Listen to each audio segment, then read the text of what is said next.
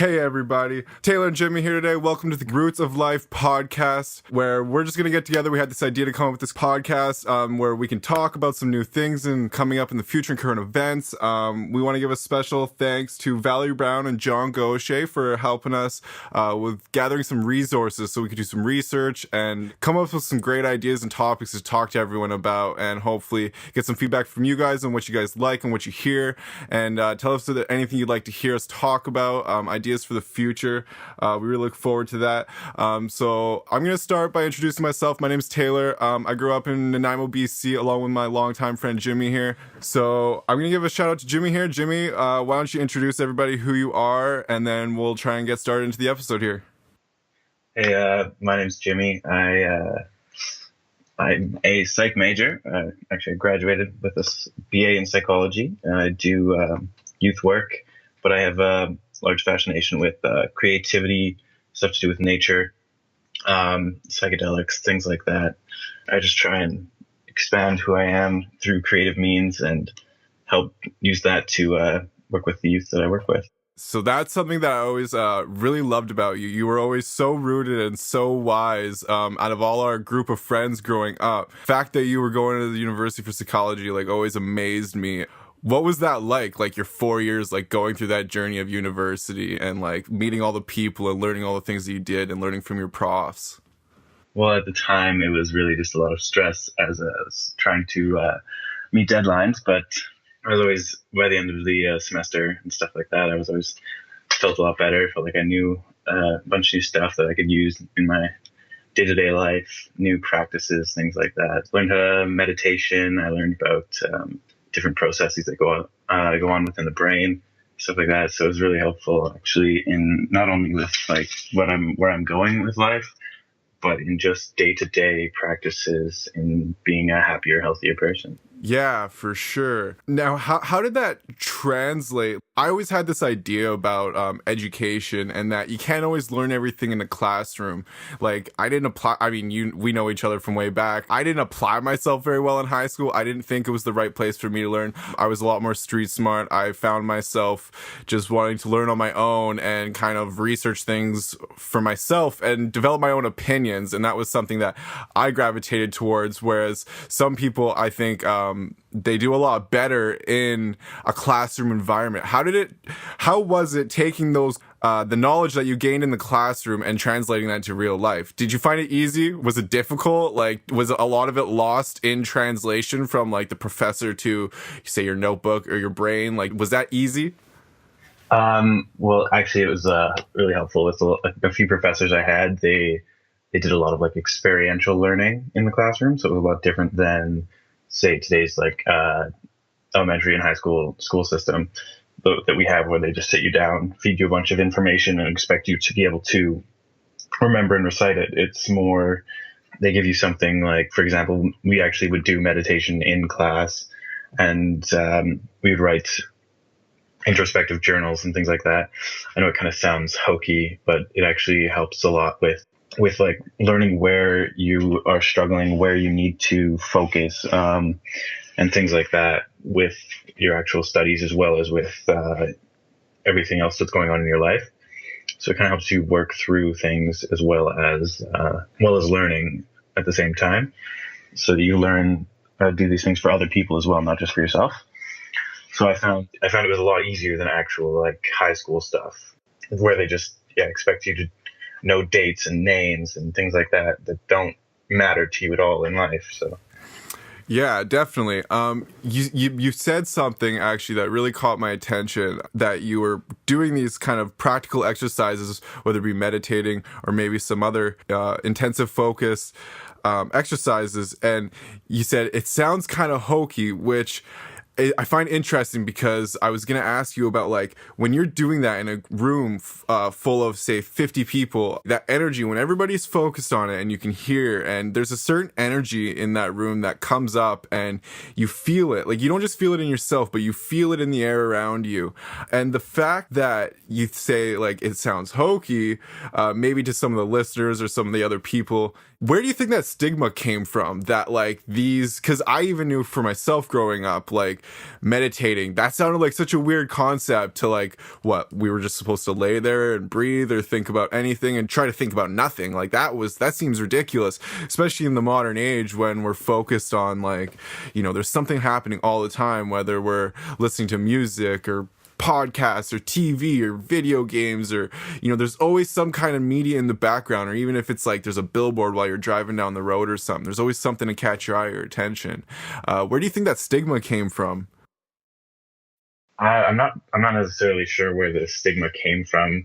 Probably actually to do with stuff like the hippie generation and stuff like that, and how there was a lot of the stigma around like hippies being drug users and things like that, and creative people being bums, like drug addicts, sex addicts, just basically like really negatively perceived people.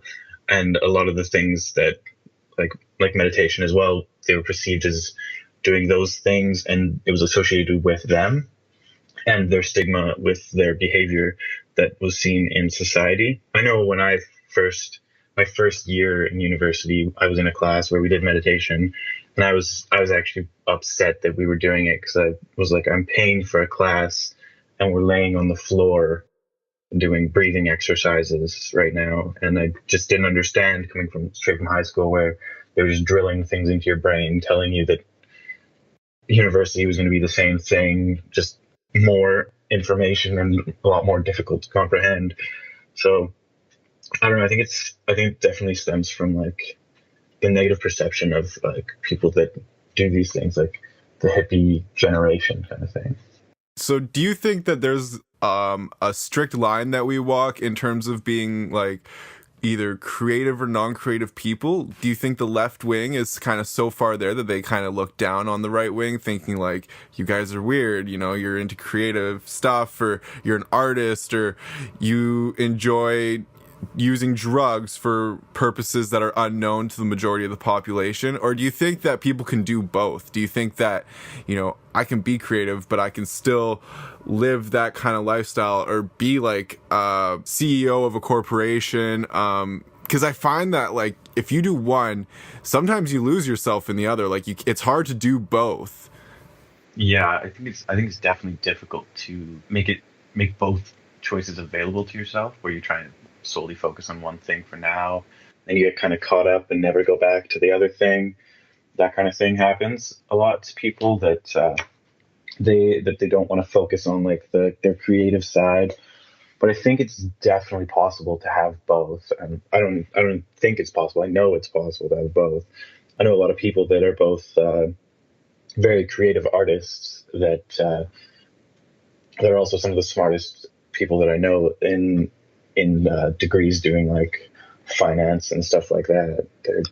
They're doing like really, I don't know, logical, straightforward, like, yeah, CEO, Wall Street type studies, but they're also very creative people. I think it's definitely possible to have both sides, not just the one.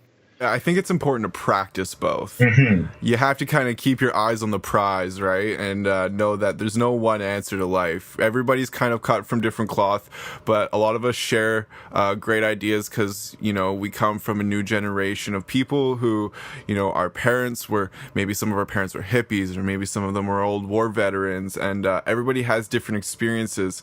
But I think that we can all agree that we're all human, and we all are here to serve whatever purpose is your greater purpose, whether it be for yourself or it be for whatever God you might praise or share with the rest of humanity. I think that it is important to recognize that and stay faithful to whatever it is that you hold true. I agree. I definitely agree with that. So let's switch lanes a little bit. We were going to talk today a little bit about psychedelics. Mm-hmm. I know personally, I love psychedelics. It's always an interesting, introspective experience when I get to take that time for myself and just go exploring or explore the physical space around me or explore into my mind or have a special experience that I find that I can only have when I'm in that other state of consciousness. Jimmy, I know that you're an advocate for psychedelics. You've studied them. You know a bit about them. So tell me a bit about them. Let's start on the general basis here. Psychedelics. Where do these things stem from? Like I know South America. I know like the Aztecs and all that kind of stuff. But I know you have a little bit of a deeper knowledge than me. So why don't you tell me about it a little bit? I mean, I don't know a lot about the history, but I do know that mushrooms have been used in religious practice for thousands of years. They've been depicted in cultural artwork that's like 3,500 BC. So that's like 5,000 years ago. That's a long ass time ago is what that is. Yeah. Yeah. The existence of psychedelic mushrooms was actually disputed for years in the UK and in Europe and stuff like that. They didn't believe that there was actual mushrooms that had psychedelic properties until the compounds were extracted from them around 1956. Through the 60s, mushrooms and their active ingredients were used recreationally, therapeutically, and is part of new spiritual traditions, which I guess kind of stemmed off the old ones.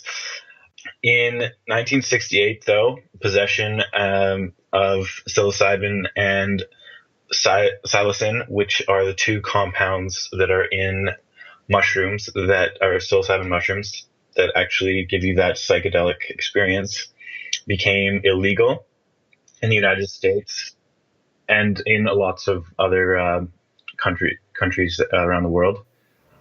Do you know about like why they did that? Like what caused the government to make that a controlled substance in the United States? Because of the popularity of psychedelics that appeared in the 60s. So everything just started popping up and they didn't know what to do with LSD it. was also another big one. It was first synthesized in 1938. It wasn't found out for its hallucinogenic properties until 1943. It was first synthesized when someone was looking for something to do with. They were looking for something that affected the blood in some way. I don't remember completely how it worked, but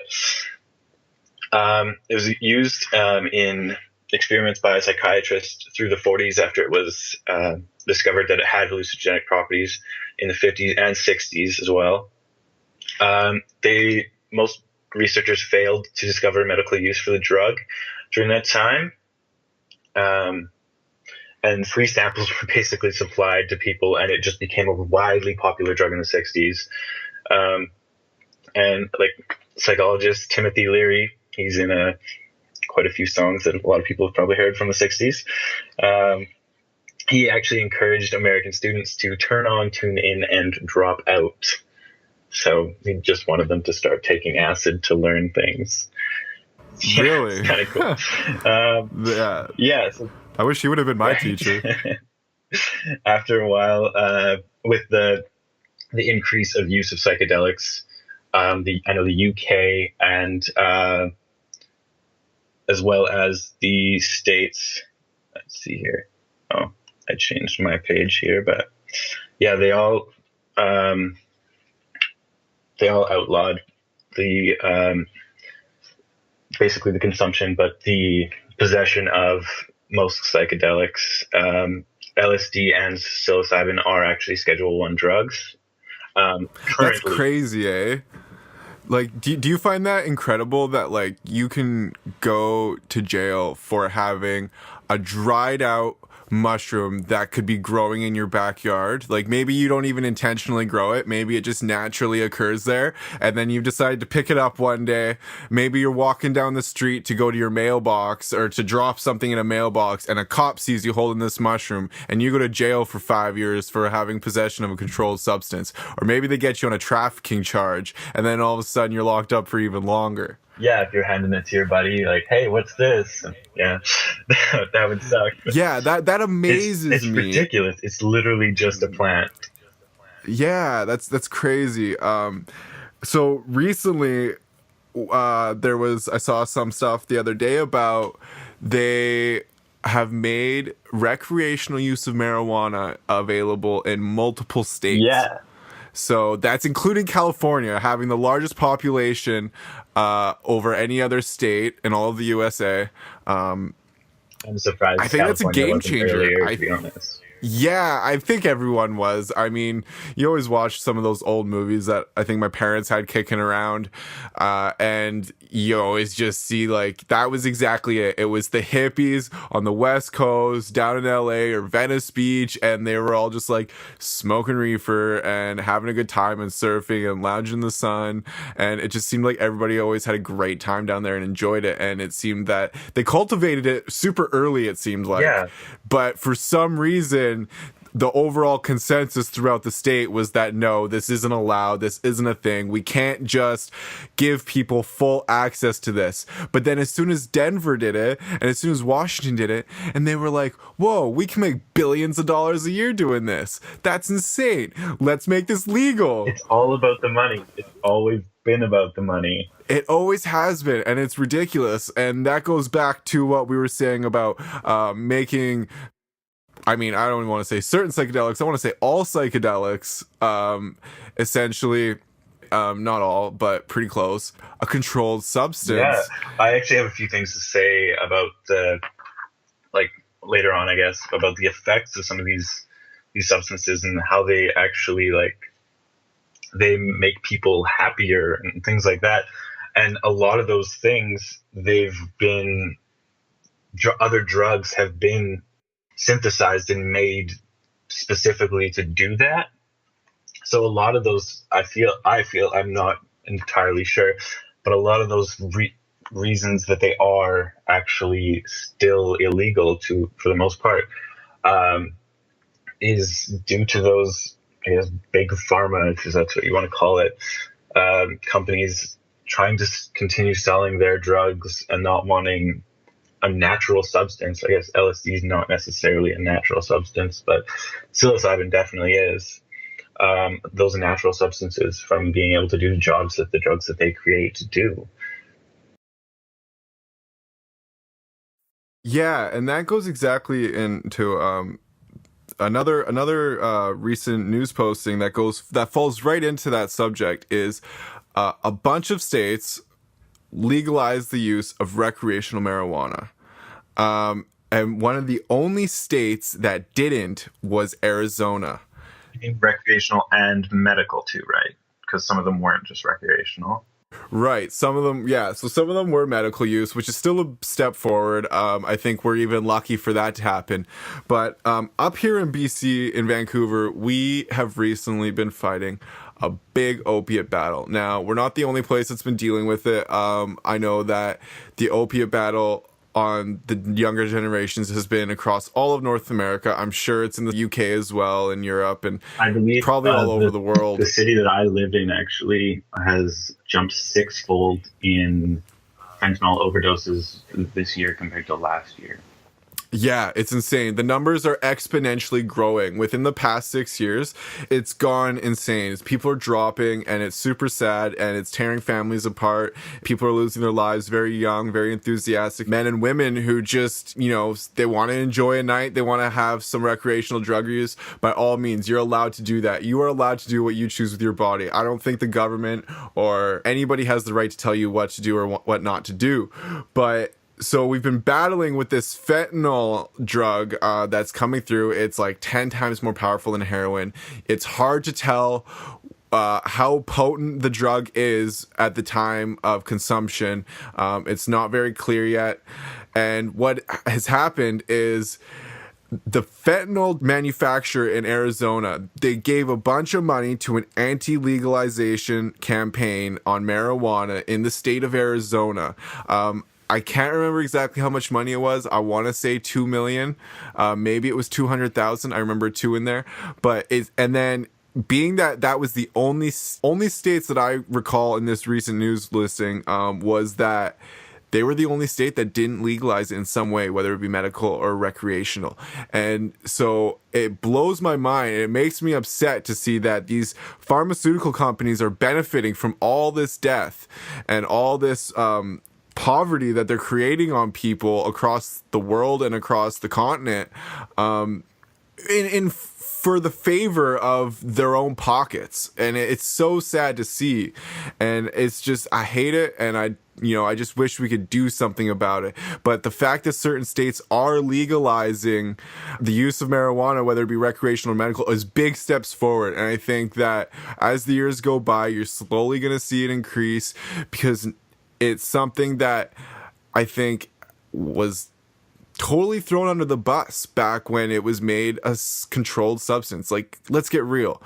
I've been smoking pot for like 10 years now, since I was like 14, 13 years old. And I'm fine. Like, I'm not out there robbing kids. I'm not out there hanging out on the streets or anything. I grew up to be, I like to think, a fine young man. Tell me, what do you think, Jimmy? Like, do you think it's preposterous? Do you think that we're going to see an increase in legalization across the continent and the world? Do you think people are going to accept it more? Do you think there's still going to be a stigma around it? Oh, there's definitely going to still be a stigma around it, but that'll slowly decrease. There's going to be a stigma around. There's still a stigma around drinking. There's still a stigma around smoking. But I mean, both of those there should be. They kill people as well. I definitely think it's a great thing. I smoke weed all the time, nearly every day. I'm still a successful young individual. I pay my taxes. I pay my bills. I have a steady job. I'm not laying about doing nothing. Like, you're a university graduate. Yeah. Like, it's been a long time since, like, there's so many people out there that are proof that it's not something that makes you, like what they said in Reefer Madness, it doesn't make black people rape white women and all these like lazy layabouts. Like, some people, they get lazy when they smoke weed. Yeah. It also depends on the strain of the weed you smoke. And if you even have anything to do that day. If I don't have anything to do and I smoke some weed, yeah, I'm going to lay down and just chill. Like, but that doesn't matter, because I'm going to do things other days. Like, I'm still productive as a member of society. Yeah, and I've actually, in recent years, I've taken a break from smoking weed a lot. I mean, I still do occasionally, but I found that, like, it wasn't for me. It's not for everybody, but you know what? Like, whether it is or isn't, that's okay. You shouldn't feel, I don't think people should feel that this person's any different because he does, or this lady's different because she doesn't.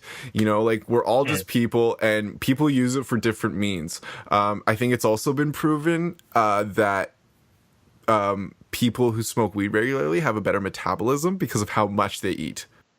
It's also, marijuana is actually a metabolite. It actually increases your metabolism when you smoke it. So it's better. Yeah, okay. So that's probably what the fact was. Yeah. Which totally defeats the idea that you'll be a fat, lazy stoner. You're a fat, lazy stoner and a slob just because you smoke some weed. But hey, every 15-year-old boy is a slob and probably eats a ton of food anyway. So, who cares? Just to be clear, I'm definitely not one of those people that's smoking weed and like going to work or anything. It's something that I would do after work or days off, that kind of thing. Oh, you mean you're responsible? Oh, yeah. I'm a responsible individual. That's right. That's also possible when you smoke weed. I'm not sure if people know that. Yeah. So, Jimmy, do you have much experience with using psychedelics yourself? I have, marijuana, I guess, counts. But I have used psilocybin mushrooms a few times. But that is it. That's all my experience. Besides my bit of research that I've done. What was your experiences like on it? Like, what do you recall? Is there anything? Was it more of a physical experience for you, or did you have some kind of certain thought process, things that your mind gravitated towards? I definitely had a few things that my mind gravitated towards. Like what? Um, One of the things, I definitely had a distaste for the way humanity treats the environment and the planet. That was just, it felt like the mushrooms were speaking through me in a way, telling me, like, they made me feel that the way the world was going, it wasn't gonna end very well. Which, as we can see with today's climate, it's not wrong. It's That I declining. mean, yeah, I mean that can definitely just be part of my own thought processes and things like that that are coming out through this feeling that I had. But I also felt that I could articulate a lot better the thoughts that I had in my mind while I was trying to speak when I was on the mushrooms. I have a lot of trouble sometimes, like actually speaking. I kind of get nervous, stutter a little bit here and there, have a bit of trouble. But yeah, when I was on mushrooms, I could have a thought in my head and just explain it completely and fully. Well, to the best of my knowledge, I was on mushrooms, so I don't know if I was 100% clear to other people around me, but everyone seemed to understand. And we spoke about it the next day, and we were no longer under the influence of mushrooms, and we were all in agreement that the things we talked about had made sense. They were clear and things like that. So I don't know. I definitely felt like articulation was a lot easier. My connection with basically the earth and the environment felt stronger. And it was a lot of fun. So that was another bonus. I think that's a big part of it. Is when you take like psilocybin or any kind of psychedelic. I think, I mean, maybe for certain exemptions like ayahuasca or DMT, where you're kind of in a whole nother world there. But Yeah, certain, those ones are interesting. yeah, those we'll talk about eventually. One day. One day, yeah, maybe when we have a little more experience with them, because I don't personally have enough experience to talk about them. I've done research, but it's something that I look forward to trying one day. But I think when taking certain psychedelics like that, like psilocybin or LSD, I think a big part of it is like the fact that you're having fun. Like Mm-hmm. psilocybin is obviously the psychoactive components are activated through your senses, through the stimulation of your senses. And so like if you're not having a good time, you're gonna have a bad experience. But when you're having a great time, you are able to like take in the energy and the earth and everything that you're being given. Like it's like the earth is trying to give you all this stuff, and if you're enjoying that experience and if you can accept it, then it just makes the experience more pleasurable. And I think it makes it easier to retain that information and hold it dear, because I find that's very it's hard to like. So I guess what my question is was it, did you feel like you retained any of that like that articulation in your speech, or that closeness that you felt with the earth and the energy? Do you feel like you retained a lot of that going, weeks later or days later, or did you find that it was hard to hold on to? Definitely days, weeks later. Even now, I still have more of a connection with the earth, and it almost, I didn't, I've always been like complete atheist in my beliefs, and it almost kind of opened up um, a spiritual side. It's not like I don't believe there's a God that chooses everything for us. That's just not my personal belief. But I believe that there's a connection with things in the universe, stuff like that. Um, So it did kind of, um, with creating that for me, it helped build the connection to nature. It actually is still still there now, and I haven't done mushrooms in I don't even remember the last time I did them. Um, Probably summers ago, A few I years think. ago. Yeah, something like that. But yeah, I still have that connection. There's actually studies that have shown. Um, well, first, let me start off with the fact that psilocybin is a it acts on the serotonergic receptors, or your serotonin receptors in the serotonergic system in your brain. And for those people that do know or don't, it serotonin is one of the things that doctors prescribe to you when you have depression or bipolar disorder.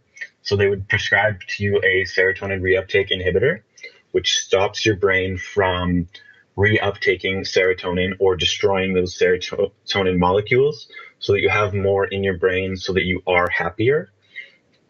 And psilocybin has been proven to have long lasting effects with that, like up to months later, people that with depression still say that like their depression has lessened or is gone after taking one dose of like one clinically strong enough dose of psilocybin. What is a clinical dose of psilocybin? Like how many grams? So that would be around 3.4 grams. So around like for those people buying it on the street, like an eighth or something like that of psilocybin. That's a lot, man. That would be dried mushrooms. It's up to that. So Oh, I okay. think it's So usually prescribed by a less. physician. It's like one, yeah, it's like 1 to 3 or something grams of dried mushrooms. It ends up being like point something milligrams of the of actual like psilocybe, and yeah, the actual chemicals themselves. So yeah, psilocybin and psilocin. Right. So, but dried mushrooms are more potent than wet mushrooms, correct? I don't actually know that. I believe that's correct because you are getting rid of like you're getting rid of mass, so you are basically paring down to like just the concentration will be higher simply because you don't have like the water and stuff. Right. I see what you're saying. Interesting. So they're saying with one clinical dose will like decrease certain states of depression, Yeah, and with anxiety. those serotonin reuptake inhibitors, you have to take those daily. Whereas you could take one dose of psilocybin, say once a month or once every 3 months, or even 6 months in some cases, and you'll feel better for those months after, or weeks, or however it's prescribed, if it would be prescribed. Is there where in which states or countries are doctors even allowed to do that? I don't know of any currently that. Like here in Canada, like we don't have doctors that can prescribe mushrooms. No, they can't. No, I didn't think so. What do you think the comparison is to, say, one dose of 3.5 mushrooms prescribed by a doctor to, say, someone who might be microdosing psilocybin once or twice a week, or say a couple times a week or every other day for, say, 3 months, where they might have to get that uptake of the serotonin rehabilitator? So for a microdose, that's about zero point 0.2 to zero point 0.5 grams of dried mushrooms. So kind of like maybe 2 to 3 mushroom caps or something. So it's a lot less for a microdose, but you don't get the psychoactive effects necessarily as in you're not going to see the geometrical patterns that a lot of people say that they see. You're not going to have that spacey, like euphoric feeling, but you will still get the uplifting feelings. So you're not going to be spacey during the day, but you'll have positive, they call it positive affect, which just means that you see things in a more positive light, which is what the study that had proven that mushrooms were good at curing depression. It basically biased your mind to focus on the positive more than the negative things that it was seeing. I definitely agree with a lot of what you just said. That is a lot of what my experience has been like. I did an experiment where I had a friend who was microdosing psilocybin. He had a bunch of mushrooms and he was leaving. And so he said, here you go, man, have a bunch. Because I had already experimented with microdosing for a little bit. And I was really liking what I was experiencing. Like you said, it was kind of uplifting. It helped with my mind state. It increased my energy levels. I found that I wasn't as tired. I had a really good experience with it. And when my buddy came over a couple days before he was supposed to take off, he asked me, he said, so how's the microdosing going? Are you enjoying it? Have you noticed anything? And I was like, yeah, like I was really enjoying it, but I ran out. So, and I don't really know where to go get any. So, and he was like, you know what? Here you go. He was like, have a bag. Let me know how it goes. Let me know if you have any questions. He was more than willing to sit down and talk with me more and more and tell me more about it. So from there, I started experimenting more. And so I microdosed with the mushrooms for probably about 3 to 4 weeks straight. Like every day I would wake up every day and I would take it as part of my morning routine. Like wake up, make coffee, eat breakfast. With my breakfast, I'm taking a little bit of mushrooms. I wouldn't even measure it out. So maybe clinically I was taking too much for this kind of practice. Some days I would notice some psychoactive components where I'd be kind of visually seeing things. I would notice colors a lot more. It was a really neat experience and I really enjoyed it. And I think that some days you don't notice it, but I think on a subconscious level, I did notice it. I've noticed that even since I stopped taking it, there's still things about my brain. I think it made me more curious. I think it made me want to explore my mind more, and it just opened a lot of doors. So I really enjoyed it. Obviously, me and Jimmy are not doctors. We can't tell you to go take some mushrooms, do them every day, see what it's like. I would actually suggest if you were going to microdose, I wouldn't do it every day. Really? So tell me about that. From what I've been reading, the best way to do it, is basically to just see how you react to it. So there's a schedule that I was reading. They say, take mushrooms, take a day off, record how you felt that day, record how you felt the day after, take the mushrooms again on the third day.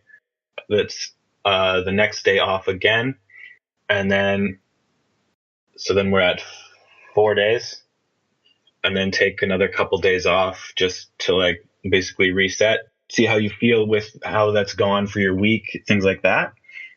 So it's just more of like a gradual process. So you're not just doing it all the time, and you're not, because I don't know if have you been recording how you felt or anything like that, or were you just testing it out, see how it was going? I was not doing any writing at the time. I was not vocally recording anything. I was not writing anything in my journal at the time. You've kind of caught my interest with this a little bit, and where I might be happy to experiment a little more with it and see in a little more clinical based trial of it. Okay. Obviously on my own, but like I might be interested in trying that. So just to see what that's like, because I think I did hit a point eventually where I kind of hit a wall where I was like, okay, I've been doing this for a while. I've noticed it. But then I had to make changes. Yeah. Like I did hit a point where I thought like, I can't continue doing this. Like I don't want to be on mushrooms anymore kind of thing. Yeah, it's not like it was overwhelming or anything, but it became a task. It became a task to wake up and like, okay, like I gotta take those now. And I think I maybe started to rely on it a little bit too much, like not in like a physically dependent kind of way, but more of like, oh, if I don't take that, like I probably won't have very much energy today. And I didn't like that. So I think it was at that point that I was like, okay, it was kind of subconscious, but I think I knew that like, okay, I got to cut back on that and I need to like increase, certain aspects of my diet, right? So I started eating more fats and healthy grains and everything, and oats and bran and fiber and all that good stuff. And then I think that kind of put my energy levels back where I wanted them to be. And now that I'm in a better mind state, in a better place, I think I'd be happy to go back and try microdosing with psilocybin in a more controlled way, that you had just suggested. Yeah, I actually just found what I was looking for. It's Dr. James Fadiman. He's the author of Psychedelic Explorer's Guide. He recommends taking microdose once every 4 days. So take a microdose on day 1, then do not take microdose on day 2 or 3, then take another microdose on day 4. So you observe the effects throughout the process by taking notes in a journal every day. Continue microdosing 2 times per week, and you do it for like an entire 10-week process. So you do both the short-term, in the moment, and long-term changes in your mood, energy, and social behavior. That's interesting. That's a long time. Yeah. You do that, Jimmy? Mushrooms every day for 10 weeks? Not well, I guess 3 days out, 3 days out of the week. Two. It's 2. Is it 2? Wouldn't you do them on day 1 as well? Day 1, 4, 1. 1, 4, and then it'll be, so then... That'd be 3 days a week, wouldn't it? Well, you take it once every 3, I guess so. No, there's only 7 days in a week. So it would just change each week. There'd be one where it has like 3. Try some mushrooms. Have a good time. See what the experiment turns out like. You know what? Worst that happens, you're on mushrooms every day for the rest of your life. Next thing you know, you're walking down the street, you're seeing geometric patterns, and you're having a good time. Nobody cares, but you do, because you're having an awesome time and you got a big ass smile on your face. Yeah. I also know that you have done other psychedelics. Oh yeah, LSD. I love my psychedelics. Yeah, yeah. Oh man, that's an interesting one. Man, I feel like that is a totally misunderstood thing in a way that just, unless you've experienced it, people cannot understand. And I feel like that's probably the case for most psychedelics. I mean, like, like I've never done ayahuasca. All I've ever heard is the experiences, or iboga, the experiences that people have when they do these things. And you're just like, wow, like, is that even possible? You're like, I don't know. Yeah. I've never done it. So I really couldn't speak on those. But my experiences, like, when I tell people about certain experiences that I've had on LSD, they look at me like I'm some kind of crazy person. Like, they literally are like, you did that? And I'm like, well, yeah, like, it's not as outlandish to me as I think it comes across to other people.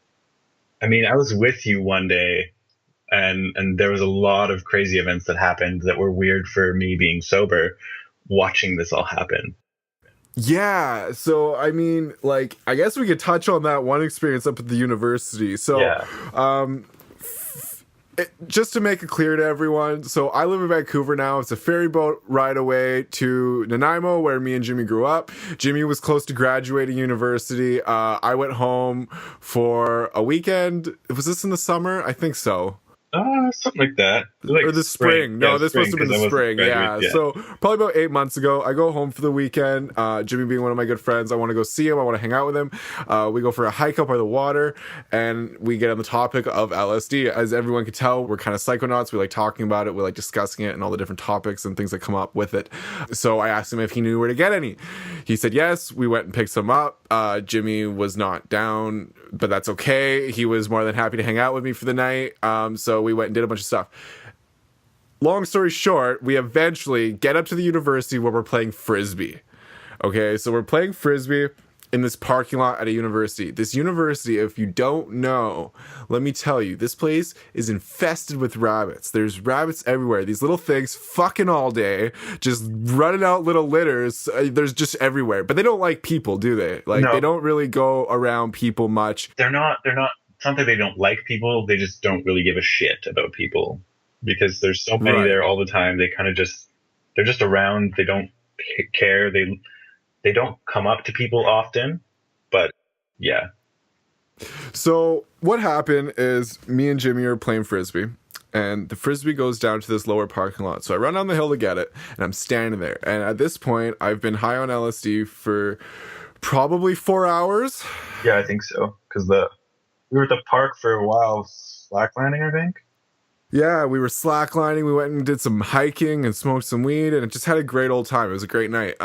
But 3 rabbits, and I'm standing there, and I kind of look at them, and they look, and they stop, and they look up at me. And at that very moment, I knew that there was a connection between me and these rabbits. There was a form of communication that they looked at me and they understood. I looked at them and I understood that they understood. There was some kind of connection, whether it be a visual one or an underlying energy with Mother Earth or whatever kind of energy that you believe in, whether it be God. God connected me to these rabbits at this moment, where to the point where I was able to like bend over and and put my hand out, and these rabbits were coming up to me. They were sniffing me. They were talking to me, and at this point I was just very soft spoken to them. I was like, "Hey guys, how you doing?" And they were loving it. Like, they had a great time with it, and it was interesting. And I have never experienced anything like that, where like there was no verbal communication between me and these rabbits. There was no I was speaking to them like anybody talks to their dog or their cat, like thinking that they understand you, but you're usually like, whatever. Like, the cat looks at you like you're an idiot, and he's like, hey, like, why don't you take the shit out of the litter box, like, let's get this going. But it was truly incredible, just like the understanding that I had between these rabbits. And it sounds so weird to even say it now, but it's so true. And so when you enter this altered state of consciousness through these psychedelics, it really makes me wonder, like, what is it like? Is it fake? Is it fake because it's synthetic, or is it real because it's in my mind? Like, I've taken this the synthetically produced drug, but I've harnessed it inside my mind. I've made it real. I've brought it forth, and I've brought this state into reality by being who I am and projecting my energy outward onto the world, which allowed me to communicate with these rabbits. But is that saying it's all in my head? Is that saying that there could potentially be space for more understanding and more these other altered realities that we don't understand or comprehend? I don't know. This is all stuff that comes up in my head. I like to think about it. I like to ponder on it. I like to run these thoughts and process them and question my reality, because I don't understand everything, and I don't think I ever will. But you know what? I hope to one day have an understanding enough that I can live a happy life and die knowing that I did my best, and that my energy can be a positive one and go back forth into the world and do better things. So, yeah. And just speaking as a casual observer of that experience, it was really strange, because I've never seen 3 rabbits walk up to somebody and just sit there while somebody's just trying to pet them, kind of thing. It was really strange to see that happen at the university. I've never seen it before, so it was an interesting experience for me as well. Yeah, and you used to, you did your entire bachelor's degree up there, right? So you were there, what, like 4 or 5 days a week for 4 years? 5 years, yeah. 5 years, damn. I did it slow. So, yeah, you did it slow. Hey, man, slow and steady wins the race, right? Yeah. So, I never spent much time up at the university. I was just up there because I was hanging out with a friend, and I wanted to have a good time, and I wanted to think about some stuff. And Jimmy's a very thought-provoking guy, so I enjoy talking to him. That is why me and Jimmy decided to do this podcast, the Roots of Life podcast. This has been an experiment. I think I've enjoyed it. I think that over the past 50 minutes that we've gotten a little more comfortable with it and talking. I hope that we can continue to do this, Jimmy. How was your experience today so far? Definitely great. I love it. I definitely want to do this again. It'll be good. Just another thing though, on the topic of LSD, before we leave, a lot of people probably think that one's just a synthetic drug created that shouldn't be used for anything beyond recreational use, but it has actually been proven to eliminate cluster headaches, which are a severe form of like migraine kind of thing. And people get attacks of these that last for days and days. And the drugs that are out right now for treating those barely work, but the majority of people that have been in studies with LSD to treat them have said that it has completely terminated those cluster headaches. So that it also has clinical uses. Yeah, so that's awesome. I mean, I love that. One of our good friends, John Sketchley, I referred to him earlier. I don't think I mentioned his name, but he has also told me about his experiences with kind of doing microdosing of LSD and what his experiences were like. And I think he told me about some very positive effects. It's so frustrating to me to hear about all these clinical studies that have been done and these papers that have been written and these people that have done research on this topic of alternative medicines that are known to the world, but yet they're shunned from the very strict, straightforward people that are in control of the state and the country that, no, we're just going to promote these big pharmaceutical companies. We're going to give you these things that, like you said, they hardly work. They probably have a bunch of side effects. Maybe next thing, like you're trying to get rid of this cluster headache and next thing you're taking this pill and all of a sudden now you got nausea and you can't sleep and you're having nightmares and it becomes this whole ordeal when it's been proven that LSD and, there's not even just LSD, I just want to say alternative medicines that have been proven that you can take these things and if used in the right way and used for the right purpose can benefit your life. And I think that is a big part of where we're going to go in the future. I think as humans, we're survivors. We fight.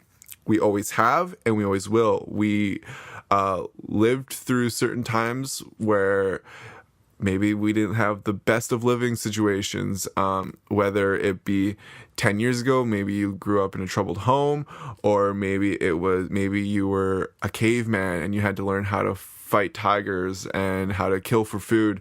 It all just shows what we're capable of, what our minds are capable of, and as people, we thrive, we survive, and we continue to grow. And I think that's important. And I think that's what we're going to try and focus on talking to you guys about. We're going to keep creating this content. We're going to talk about ways to let your mind grow and how to be creative and different ways to do that and different ways to experiment with it. I hope that you all enjoyed this talk today. I know me and Jimmy really enjoyed being here, and we're both very happy that we got the opportunity to do this. I also want to give a shout out to Katie Churchill for the artwork. Thank you very much. We love it. We're so grateful for it. Any last words for the day, Jimmy? Just be happy, healthy people. Just try your best at least. There you go. What do you have to lose, right? What do you have to lose with being happy? Exactly. Nothing at all. No, I think that's it. So we're just going to keep moving forward, one foot in front of the other, and try and do that. Yeah. But all right, Jimmy, let's get out of here for the night. It was fantastic talking with you, and I will catch you later, my friend.